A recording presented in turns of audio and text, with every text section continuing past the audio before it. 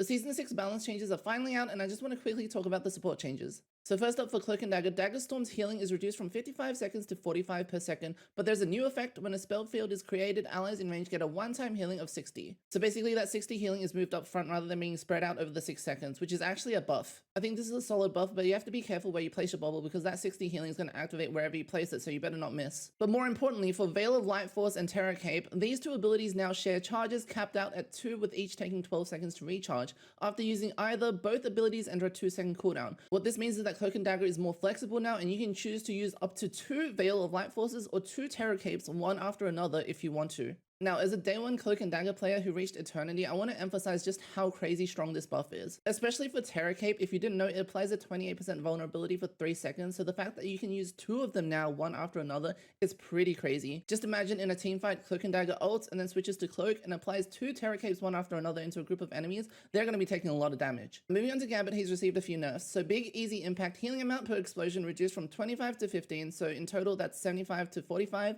I think that's a pretty sizable nerf. For his ultimate, Raging Royal Flush's healing is reduced from 75 per second to 55 per second. Honestly, this is a slap on the wrist. I expected a lot more. In fact, I think they could even remove the healing completely from his ultimate because it does way too much. It's still going to be one of the best ultimates in the game. And then finally for Bridge Boost, bounces on a single target are now set to a maximum of 2.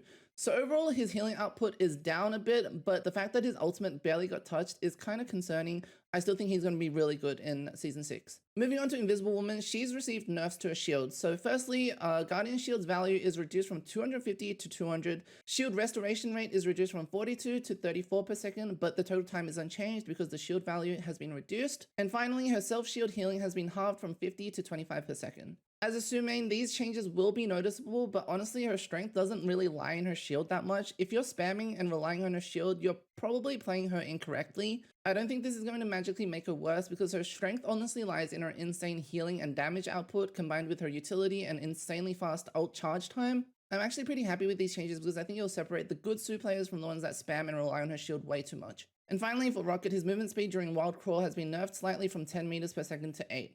I don't think this will be that noticeable, so yeah, Rocket's still going to be a pretty solid pick like before. Overall, I'm really surprised with the Cloak and Dagger buffs. I think people are underestimating just how impactful they are, so expect to see them a lot more in the meta. Gambit and Su got needed nerfs, but honestly I don't think it's enough. As someone that plays both these characters, I think this is a slap on the wrist, as I said before, and they're still going to be really, really strong picks going into Season 6. What do you guys think? Let me know in the comments.